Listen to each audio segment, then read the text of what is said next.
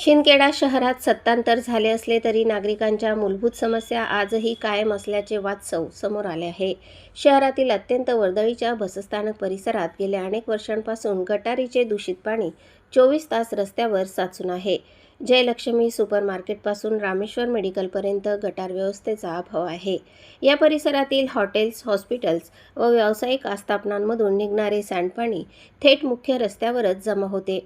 यामुळे परिसरात तीव्र दुर्गंधी पसरली असून नागरिकांच्या आरोग्याचा प्रश्न गंभीर बनला आहे.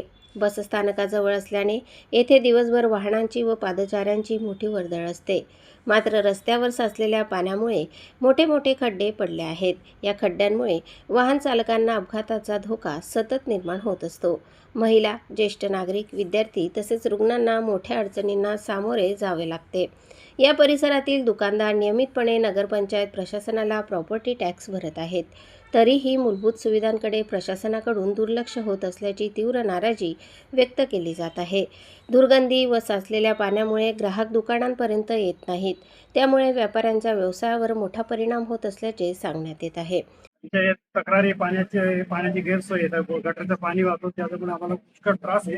व्यापाऱ्यांना वास येतो, खड्डे गाड्या त्रास होतो. आणि संपूर्ण आम्ही 10 वर्षापासून मागणी करतो. इतकी जयलक्ष्मी तर रामेश्वर मेडिकल पर्यंत गटरच नाही.